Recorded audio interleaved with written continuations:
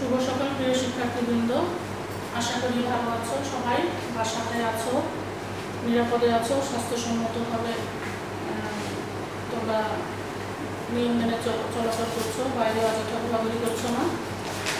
আজকে আমি তোমাদের অষ্টম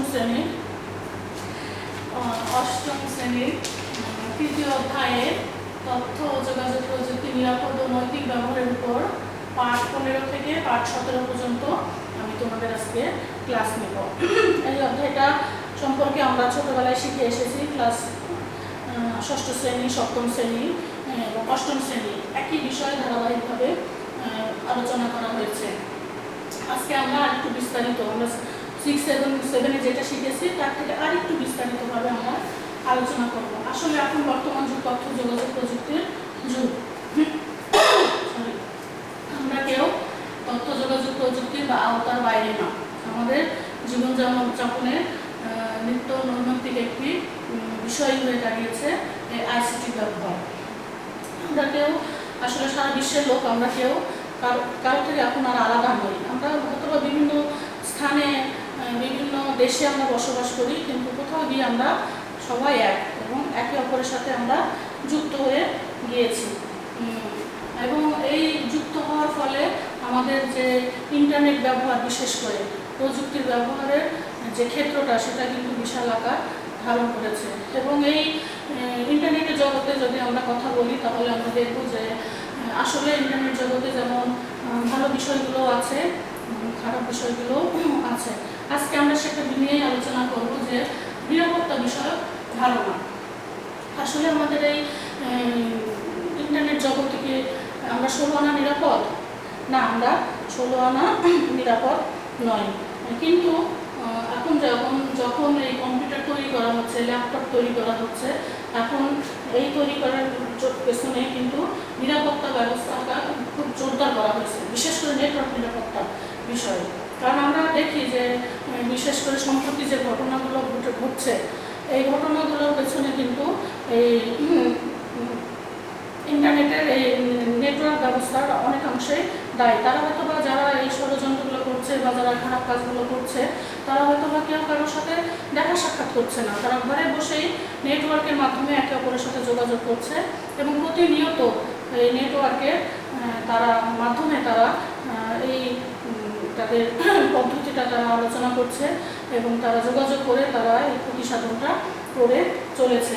এই জন্য প্রত্যেকটি কম্পিউটার ও নেটওয়ার্কের নিজস্ব একটা নিরাপত্তা ব্যবস্থা আছে। খুব সহজে কিন্তু কম্পিউটার এবং নেটওয়ার্কের নিরাপত্তা ব্যবস্থাটা ভাঙা এখন সহজ বিষয় নয়। এবং এই কম্পিউটার ও নেটওয়ার্কের যে নিরাপত্তা ব্যবস্থা, যে দেওয়াল তৈরি করে দেওয়া হয়েছে, ওই দেওয়ালটাকে বলা হয় ফায়ারওয়াল। অর্থাৎ আমরা এক কথায় বলতে পারি যে কম্পিউটার বা নেটওয়ার্কের নিরাপত্তা দেওয়ালই হচ্ছে ফায়ারওয়াল। আবার অনেক সময় হয় কি যে এই ফায়ারওয়াল ভেঙে এক শ্রেণীর লোক আছে যারা কম্পিউটারের ভিতরে, নেটের ভিতরে তারা ঢুকে যায়। আমার ব্যক্তিগত বিষয়ে আমি যতটুকু দেখাতে চাচ্ছি, তারা কি করে, এক শ্রেণীর লোকেরা তারা আমি যতটুকু দেখাতে চাচ্ছি সেটাকে টপকে তারা, আমি যেটা দেখাতে চাচ্ছি না, আমি যেটা গোপন করে রাখতে চাচ্ছি, যতটুকু তাদের দেখার কথা না, সেই দেখার আগ্রহ থেকে তারা যখন এই নিরাপত্তা দেওয়ালটা ভেঙে তারা আমার কম্পিউটারের ভেতরে বা আমার নেটওয়ার্কের মাধ্যমে, আমার ইন্টারনেটের মাধ্যমে যখন আমার পেজে তারা চলে যাচ্ছে, তখন সেটাকে বলা হচ্ছে হ্যাকিং। যেখানে যার প্রবেশ করার কথা না, কিন্তু সেখানে সে জোরপূর্বক প্রবেশ করছে এবং যারা এই কাজ করছে তাদেরকে বলা হয় হ্যাকার। হ্যাকাররাই হ্যাকিং করে। আমরা এক কথা বলতে পারি, অসাধু মানুষেরা অন্যের এলাকায় প্রবেশ করে, তার তথ্য দেখে তাকে সরিয়ে নেয় কিংবা অনেক সময় নষ্ট করে দেয়। এই পদ্ধতিকে বলে হ্যাকিং। অর্থাৎ শুধু তারা যে বিশেষভাবে আমাদের এখন সবারই আইডি আছে, ফেসবুক আইডি আছে। আমি ফেসবুক আইডি দিয়ে উদাহরণ দিই। আমার ফেসবুক আইডিতে আমি একটা নির্দিষ্ট এরিয়া করে দিই, যে এরিয়ার বাইরে কেউ আমার বিষয়গুলো যেন দেখা সাক্ষাৎ করতে না পারে, যেন এই এরিয়ার ভিতরে কেউ ঢুকতে না পারে। কিন্তু এই হ্যাকাররা করে কি, সেই দেওয়ার পক্ষে তারা আরও গভীরে চলে যায় এবং চলে গিয়ে সেটা কখনো কি করে, সেটা নষ্ট করে দেয়, কখনো এলোমেলো করে দেয়, কখনো তথ্য চুরি করে দেয়, কখনো প্রয়োজনীয় বিষয়গুলো নিয়ে করে দেয়। তারা এই হ্যাকিংয়ের মাধ্যমে তারা ক্ষতি করার চেষ্টা করছে, এবং যারা সেটা করছে তারা হ্যাকার। এবং এই 3 ধরনের হ্যাকার ঘুরে বেড়ায় নেটওয়ার্কের জগতে। একটা হচ্ছে হোয়াইট হ্যাট হ্যাকার, অর্থাৎ সাদা টুপি হ্যাকার, যারা নেটওয়ার্কে ঢুকে, যারা সেই আইডিতে ঢুকে তারা কী করে, তারা দেখে কিন্তু কোনো ক্ষতি করে না, তারা ঘুরে ফিরে বের হয়ে আসে, তারা হচ্ছে হোয়াইট হ্যাট হ্যাকার। আরেক ধরনের হ্যাকার আছে, তারা হচ্ছে ব্ল্যাক হ্যাট হ্যাকার, অর্থাৎ কালো টুপি হ্যাকার। এরা কারো আইডিতে ঢুকে সেই আইডিটা সম্পূর্ণ তছনছ করে দেয়, তারা এলোমেলো করে দেয়, প্রয়োজনীয় তথ্য তারা চুরি করে, তারা নষ্ট করে, এবং প্রয়োজনে তাদের স্বার্থের জন্য তারা দরকারি সেই তথ্যগুলো তারা অন্যের কাছে বিক্রিও করে দেয়। এদেরকে বলা হয় ব্ল্যাক হ্যাট হ্যাকার। এবং আরেক ধরনের হ্যাকার আছে, তারা হচ্ছে গ্রে হ্যাট হ্যাকার, অর্থাৎ এরা মধ্য পন্থা অবলম্বন করে। তারা অনেক সময় তারা কিছু ক্ষতি না করে তারা বের হয়ে আসে, আবার অনেক সময় তারা ক্ষতিও করে। এই 3 ধরনের হ্যাকার নেটওয়ার্ক জগতে ঘুরে বেড়াচ্ছে।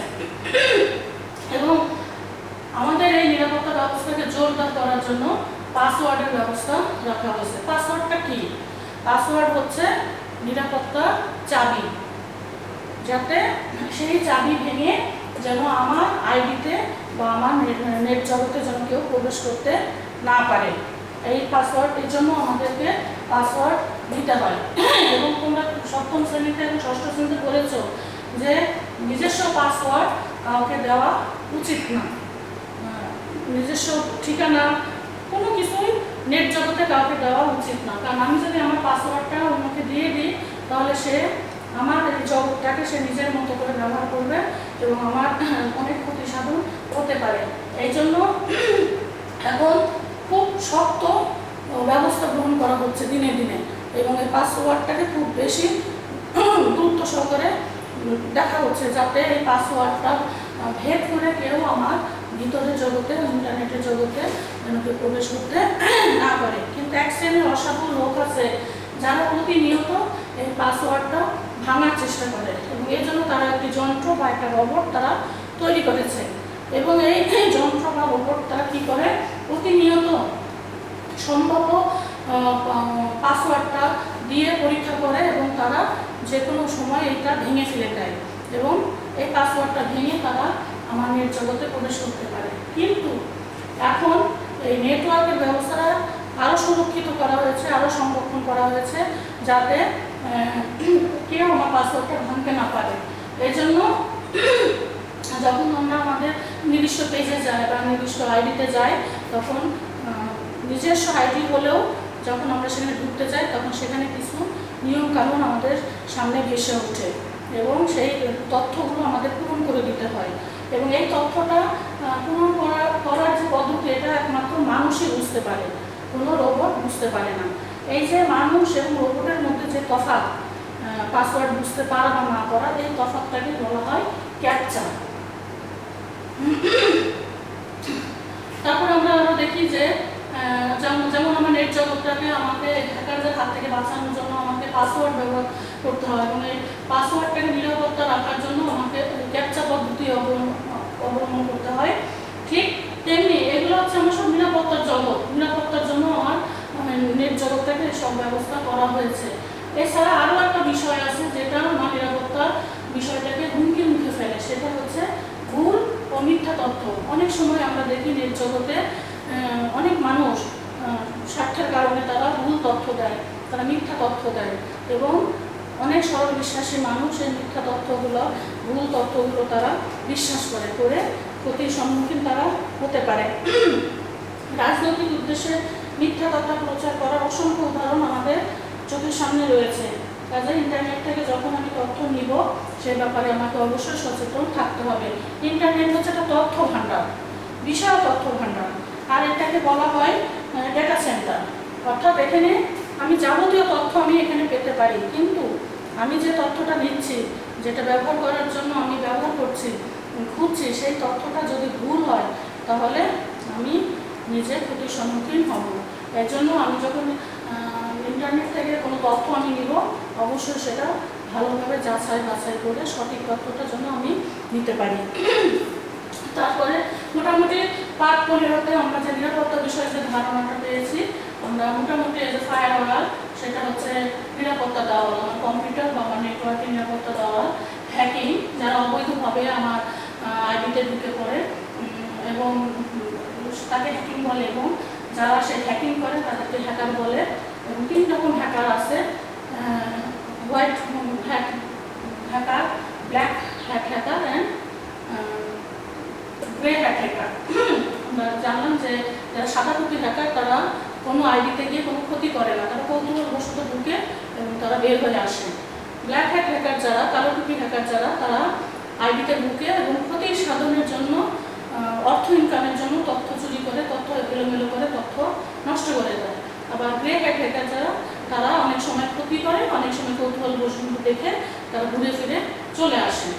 আর কোনো হ্যাকার যেন আমার আইডি হ্যাক করতে না পারে, এর জন্য আমাকে পাসওয়ার্ড দিতে হবে। পাসওয়ার্ডটা হচ্ছে আমার নেটওয়ার্ক জগতের চাবি, নিরাপত্তা ব্যবস্থা।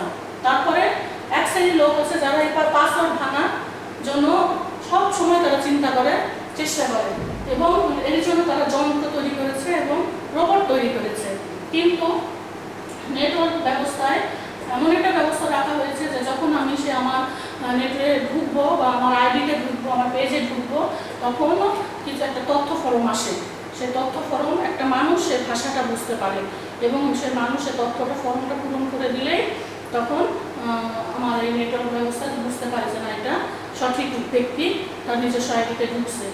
এই যে যন্ত্র, রোবট বা মানুষের মাঝে যে বোঝার যে পার্থক্যটা, এটাই হচ্ছে ক্যাপচা। আবার অনেক সময় আমরা কি করি, ভুল তথ্য পাই, অনেক সময় আমরা মিথ্যা তথ্য পাই।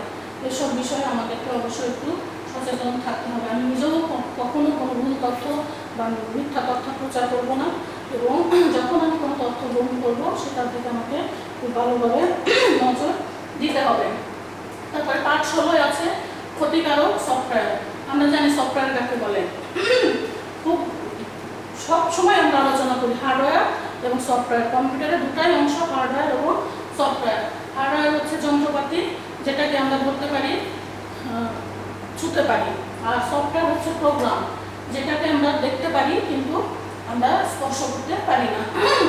আর ইন্টারনেট জগতে অসংখ্য ক্ষতিকারক সফটওয়্যার আছে। আমরা এই পাঠে দেখব যে সফটওয়্যারটা কি, আসলে প্রোগ্রাম। আমি একটু আগে বললাম যে কম্পিউটারের দুটো অংশ, আবার সফটওয়্যারেরও দুটো অংশ আছে যার মাধ্যমে আমরা কাজ করি। 2 রকম প্রোগ্রাম বা প্রোগ্রাম গুচ্ছ আছে, একটা হচ্ছে অপারেটিং সিস্টেম, সিস্টেম সফটওয়্যার, আর একটা হচ্ছে অ্যাপ্লিকেশন সফটওয়্যার। সিস্টেম সফটওয়্যারটা সাধারণত আমাদের হার্ডওয়্যারের দিকে লক্ষ্য রাখে, হার্ডওয়্যারকে নিরাপত্তা রাখে, হার্ডওয়্যারের যত্ন আত্মি করে। আর অ্যাপ্লিকেশন সফটওয়্যার হচ্ছে আমাদের প্রোগ্রাম, যেটা হার্ডওয়্যারের মাধ্যমে আমরা যে কাজগুলো সম্পন্ন করি। এই অ্যাপ্লিকেশন প্রোগ্রামের কাজগুলোকে আমরা আগিয়ে নিয়ে আমরা সম্পন্ন করি। এই অ্যাপ্লিকেশন প্রোগ্রামই আমরা বেশি ব্যবহার করি। তার মধ্যে আছে হচ্ছে অফিস ব্যবস্থাপনা সফটওয়্যার, মাইক্রোসফট অফিস, তারপরে ডেটাবেস সফটওয়্যার, তারপরে আছে ওয়েবসাইটের বিভিন্ন সফটওয়্যার যেমন browser, Mozilla Firefox, Google Chrome, এগুলো। যখন কোনো সফটওয়্যার কাজ করে তখনই এর কিছু অংশ কম্পিউটারের প্রধান মেমোরিতে অবস্থান নেয় এবং বাকি অংশগুলো অপারেটিং সিস্টেমের সহায়তায় তার কাজগুলো সম্পূর্ণ করে। অর্থাৎ আমরা দেখতে পেলাম যে আমাদের প্রোগ্রাম গুচ্ছ 2 রকম, একটা হচ্ছে সিস্টেম সফটওয়্যার আর একটা হচ্ছে অ্যাপ্লিকেশন সফটওয়্যার। এবং বিশেষ করে অ্যাপ্লিকেশন সফটওয়্যারগুলোকে যখন আমরা ব্যবহার করি এবং এই অ্যাপ্লিকেশন সফটওয়্যারের মাধ্যমেই কিন্তু বেশি কাজ সাথে বা বেশি অন্যতির কাজ হয়ে থাকে। তারপরে আমরা দেখব যে ম্যালিসিয়াস। আসলে ম্যালিসিয়াসটা কি? ম্যালিসিয়াসটা হচ্ছে ক্ষতিকারক সফটওয়্যার। আমরা একটু বইয়ে দেখি যে এক ধরনের প্রোগ্রাম কোড আছে বা প্রোগ্রাম সমূহ কম্পিউটারের জন্য ক্ষতিকর, তাই এই ধরনের সফটওয়্যারকে বলা যেতে পারে সফটওয়্যার ক্ষতিকর সফটওয়্যার বা ম্যালিসিয়াস। আবার এই ম্যালিসিয়াসের সংক্ষিপ্ত রূপই হচ্ছে ম্যালওয়্যার। ম্যালিসিয়াস সফটওয়্যারকে সংক্ষেপে বলা হয় ম্যালওয়্যার এক ধরনের সফটওয়্যার যা কিনা অন্য সফটওয়্যারকে কাঙ্ক্ষিত কর্মসাধনে বাধার সৃষ্টি করে। এভাবে অপারেটিং সিস্টেম সফটওয়্যার বা অ্যাপ্লিকেশন সফটওয়্যার উভয়ের জন্য হতে পারে। তারা কি করে, ব্যবহারকারী সফটওয়্যারটা তথ্যটা ওই যে এক শ্রেণীর মানুষ আছে তারা চুরি করে নষ্ট করে এলোমেলো করে দেয়। এজন্য এক কথায় বলা যায় যে কি কম্পিউটারের অনুপ্রবেশকারী বিভিন্ন ধরনের ক্ষতিকর সফটওয়্যারকে সাধারণ কথায় বলা হয় ম্যালওয়্যার। ম্যালিসিয়াস হচ্ছে কি ক্ষতিকর সফটওয়্যার, আবার এই ম্যালিসিয়াসের সংক্ষিপ্ত রূপই হচ্ছে ম্যালওয়্যার, যেখানে অনুপ্রবেশকারী যার প্রবেশ অধিকার নাই সে যখন প্রবেশ করে এবং আমাকে সেই সফটওয়্যারের ভেতরে নেটের ভেতরে সমস্ত কাজগুলো তারা নষ্ট করে দেয়, এলোমেলো করে দেয়, এই ক্ষতিকারক সফটওয়্যার তারা তৈরি করে। এই ক্ষতিকারক সফটওয়্যারকেই ম্যালওয়্যার বলা হয়।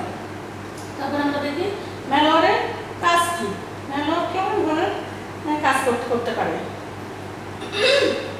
অনেক সময় হয় কি, যখন কম্পিউটারটা তৈরি করা হয় তখন তার ডিজাইনে গলদ থাকে, তখন তার যন্ত্রপাতিতে অনেক সময় গলদ থাকতে পারে এবং যে অপারেটিং সিস্টেমগুলো প্রচলিত আছে সেই প্রচলিত সফটওয়্যারের ভেতরে কিছু ত্রুটি থেকে যায়।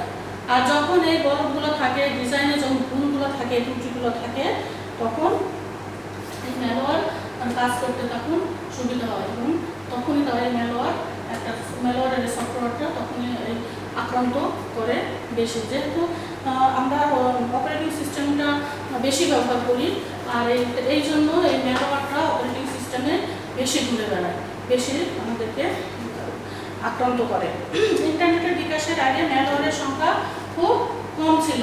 আসলে ইন্টারনেট ব্যবহারের আগে খুব একটা মানুষ যে কম্পিউটারটা ব্যবহার করতো নিজের ব্যক্তিগত কাজে বা অফিসিয়াল কাজে, বিশ্বব্যাপী এর কার্যক্রম ছিল না। এই জন্য তখন ম্যালওয়্যারের সংখ্যা বা ম্যালওয়্যারের গতিবিধি, ম্যালওয়্যারের কাজটা কম ছিল। কিন্তু যবে থেকে আমরা ইন্টারনেট ব্যবহার করাটা শুরু করেছি ঠিক তখন থেকে এই ম্যালওয়্যার আরও সক্রিয় হয়ে উঠেছে এবং সক্রিয়ভাবে সে আক্রমণ করতে থাকে। সর্বপ্রথমে আমরা দেখি যে ইন্টারনেটের যে ওয়ার্ম বা যে ভাইরাস, সেটা মরিস ওয়ার্ম নামে বেশ আক্রান্ত করেছে এবং এটা প্রথমে ইন্টারনেটের শুরুর দিকে এই মরিস ওয়ার্মটাকে আসলে শখের বসে তৈরি করা হয়েছিল, কিন্তু এটা এখন আর শখের বসে নেই। এখন এটা মানুষ নিজের স্বার্থের জন্য ব্যবহার করছে, অন্যকে ক্ষতিগ্রস্ত করার জন্য।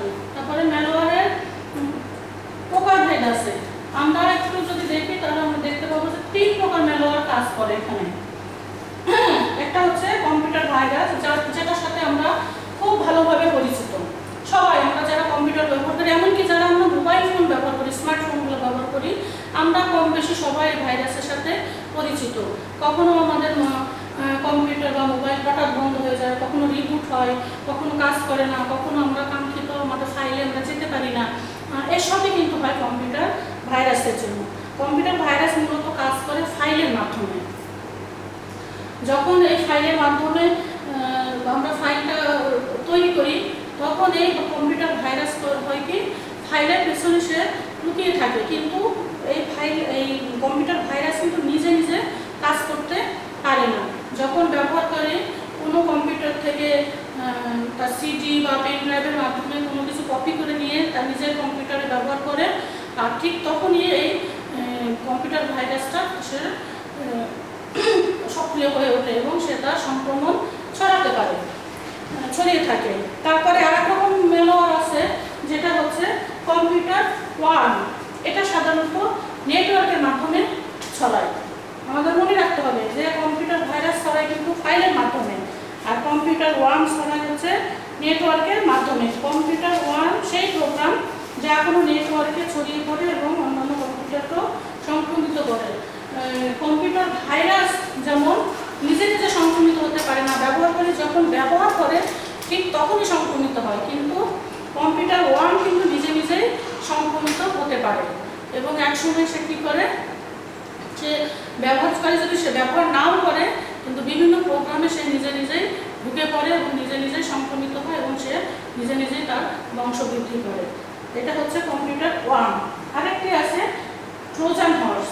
এই ট্রোজান হর্সটা হচ্ছে ছদ্মবেশী আড়ালে নিজেকে লুকিয়ে রাখে। আর ব্যবহারকারী যখন সরল বিশ্বাসে সেই ফাইলটা খোলে এবং কাজ করা শুরু করে, তখন এই ট্রোজান হর্স তখন কি করে, সে তার ছদ্মবেশ থেকে বের হয়ে আসে এবং সেই ফাইলের আড়ালে সে তখন তার কাজ করা শুরু করে। তাহলে আমরা বুঝতে পারলাম যে ম্যালওয়্যার হচ্ছে 3 প্রকার। একটা হচ্ছে কম্পিউটার ভাইরাস, যেটার সাথে আমরা অহরহ পরিচিত। সেই ভাইরাস কাজ করে ফাইলের মাধ্যমে। তারপরে কম্পিউটার ওয়ার, যেটা নেটওয়ার্কের মাধ্যমে কাজ করে এবং সে নিজে নিজে সংক্রমিত হয়, নিজে নিজে বংশবৃদ্ধি করতে পারে। এবং ট্রোজান হর্স, যে ভালো ছদ্মবেশী আড়ালে, ভালো ফাইলের আড়ালে সে ছদ্মবেশ ধারণ করে লুকিয়ে থাকে। আর যখন ব্যবহার করে সেই সরল বিশ্বাসে সে ফাইলটা সে ব্যবহার করে বা প্রোগ্রামটা সে ব্যবহার করে, আর তখন এই ট্রোজান হর্স সে নিজের কাজ শুরু করে দেয়।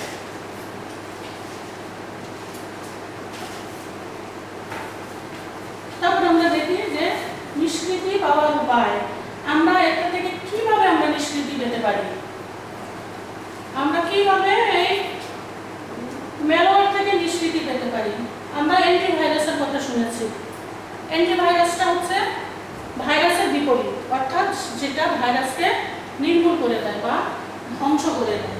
এবং অ্যান্টি ম্যালওয়্যার, আমরা কম্পিউটারে কাজ করার সময় আমরা এটা অ্যান্টিভাইরাসটা আমরা সেট করে নিই, যাতে অ্যান্টিভাইরাসের মাধ্যমে সেই আমার ভাইরাসকে সেই বা অ্যান্টি ম্যালওয়্যারকে সে ধ্বংস করে দিতে পারে। এই অ্যান্টিভাইরাস কিভাবে শনাক্ত করে ভাইরাসকে?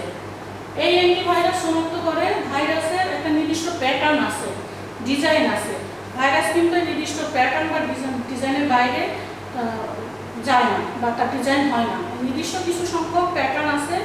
এই প্যাটার্নটা কি করে অ্যান্টিভাইরাস সে তার ডেস্কে বা তার তথ্যগুলো সে সংরক্ষণ করে রাখে।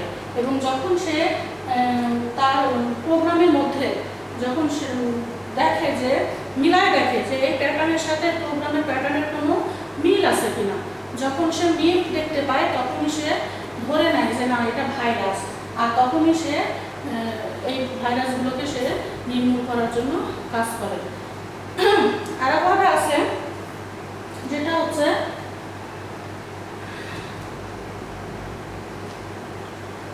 প্রোগ্রাম, যে প্রোগ্রামগুলো কম্পিউটারে আগের থেকেই নেই, নতুন প্রোগ্রাম, তখন অ্যান্টিভাইরাস এই নতুন প্রোগ্রামগুলোকেও ভাইরাস হিসেবে শনাক্ত করে। সে ব্যবহারকারী সে কাজগুলো সে লক্ষ্য করে অ্যান্টিভাইরাসটা, যেই কম্পিউটারে ব্যবহারকারী সে কী ধরনের প্রোগ্রাম ব্যবহার করে, কী ধরনের কাজ সে করে। কিন্তু সে যখন দেখে যে না এই কাজটার সাথে ব্যবহারকারীর এই প্রোগ্রামের সাথে কম্পিউটারে যে প্রোগ্রাম আছে এর কোনো মিল নেই, অমিল সে যখন দেখতে পায়, আর তখন সে সাথে সাথে সেটাকে ভাইরাস হিসাবে শনাক্ত করে এবং সে ভাইরাস হিসাবে তাকে মেরে ফেলে।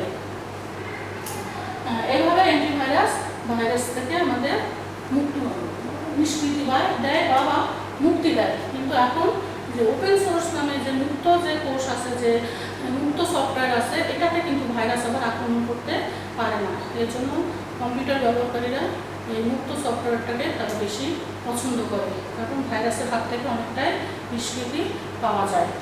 তারপর আমরা দেখি যে কম্পিউটার ভাইরাস, আমি একটু আগেই বলেছি যে ভাইরাস কি, এটা পার্ট 17 আমরা দেখতে পাবো। ভাইরাস কি আসলে? ভাইরাস হচ্ছে একটি ক্ষতিকর প্রোগ্রাম। ভাইরাস হচ্ছে একটি ক্ষতিকর প্রোগ্রাম। এই ক্ষতিকর প্রোগ্রাম আমার কম্পিউটারকে কীভাবে নষ্ট করে দেয়? আমার ক্ষতিকর প্রোগ্রাম আমার কম্পিউটারকে হ্যাং করে দেয়, তো ফাইলগুলোকে এলোমেলো করে দেয়, কম্পিউটার কাজে বাধা সৃষ্টি করে, কম্পিউটার অটো নিজের থেকে অন হয় অফ হয়, এই ধরনের কাজ ভাইরাস করে থাকে কম্পিউটারে। আর এটা সর্বপ্রথম এক ধরনের ভাইরাস আমরা দেখতে পাই যে CIS নামে একটি সারা জাগানো ভাইরাস আমরা দেখতে পাই, যে প্রতি বছর 26শে এপ্রিল সে নিজে থেকেই সক্রিয় হয়ে যায় এবং কম্পিউটারের যে হার্ডওয়্যার থেকে সেই হার্ডওয়্যারের ফরম্যাটকে সে একেবারে অকেজ করে ফেলত। কিন্তু বর্তমানে এই ভাইরাসটা নিষ্ক্রিয় অবস্থায় আছে। আমরা একটু কম্পিউটার ভাইরাসের ইতিহাসের দিকে আমরা একটু তাকাই যে এই ভাইরাসটা আসলে কিভাবে শুরু হলো, কিভাবে বা এই নেটের জগতে ছড়িয়ে পড়লো। আসলে আমি প্রথমেই বলেছি যে ভাইরাস যখন তৈরি হয় তখন অনেকটাই মানুষ শখের বসে তারা তৈরি করেছে। এটা কখনো তখন তাদের মাথায় ছিল না যে এই ভাইরাসটা দিয়ে সে কাউকে ক্ষতি করবে। এটা নিতান্তই সৃষ্টি করার আনন্দে সেটা তৈরি করা হয়েছিল এবং মজা করার উদ্দেশ্যে তৈরি করা হয়েছিল। কিন্তু এই সৃষ্টির আনন্দ বা মজাটা এক সময় মানুষের ক্ষতির কারণ হয়ে দাঁড়িয়েছে। 1949 সালে কম্পিউটার বিজ্ঞানী জন ভন নিউম্যান এই বিষয়ে প্রথম আলোকপাত করেন যে এক ধরনের প্রোগ্রাম আছে যা নিজে নিজে উৎপাদন হতে পারে, অর্থাৎ স্ব-অনুৎপাদিত হতে পারে, এবং এই ধারণা থেকেই তখন এই ভাইরাস ধারণাটা আসে। তারপরে এবং এই ভাইরাস নামকরণ করেন সর্বপ্রথম ফ্রেডরিক বি কোহেন। জীবজগতে যেমন ভাইরাস আক্রমণ করে, কম্পিউটার জগতেও ঠিক তেমনি ভাইরাস আক্রমণ করে, এবং জীবজগতের ভাইরাস এবং কম্পিউটার ভাইরাস অনেক মিল আছে। শুধু পার্থক্য একটাই যে জীবজগতের ভাইরাসটা প্রকৃতিতে থাকে, কিন্তু কম্পিউটারের যে ভাইরাস, নেট জগতের যে ভাইরাস, সেটা মানুষের সৃষ্টি করে। এবং যেমন আমাদের জীবজগতের যে ভাইরাস যেমন অতি সহজে মানুষের দেহে প্রবেশ করে এবং সেটা বংশবৃদ্ধি করে এবং এক মানুষ থেকে আরেক মানুষে ছড়িয়ে দিতে পারে, ঠিক তেমন এই কম্পিউটার ভাইরাস সে নিজের থেকে তৈরি হতে পারে এবং এক কম্পিউটার থেকে অন্য কম্পিউটারে সে সংক্রমিত হতে পারে। আমার সবচেয়ে বড় উদাহরণ হচ্ছে বর্তমানে আমাদের করোনা ভাইরাস। এবং এই করোনা ভাইরাসের যে সংক্রমণের যে পদ্ধতি আজ আমাদের ঘরে ঢুকিয়ে ফেলেছে, যে এক মানুষ থেকে আরেক মানুষের সহজে সংক্রমিত হতে হচ্ছে এবং খুব দ্রুত মৃত্যুর মুখে ঠেলে দিচ্ছে, ঠিক একইভাবে আমাদের এই কম্পিউটার ভাইরাস খুব দ্রুত এক কম্পিউটার থেকে আরেক কম্পিউটারে, এক ফাইল থেকে আরেক ফাইলে, এক প্রোগ্রাম থেকে আরেক প্রোগ্রামে সংক্রমিত হতে পারে এবং সেই তথ্য নষ্ট করে দিতে পারে, কম্পিউটার নষ্ট করে দিতে পারে, হার্ডওয়্যারগুলো নষ্ট করে দিতে পারে। 70 দশকে ইন্টারনেটের আদি ব্যবস্থা আরপানেট ক্লিপার ভাইরাস নামে একটি ভাইরাস চিহ্নিত করা হয়। সে সময় এই রিপার নামে আরেকটা প্রোগ্রাম আসে যা এই ক্লিপার ভাইরাসকে সম্পূর্ণভাবে ধ্বংস করে দিতে পারত।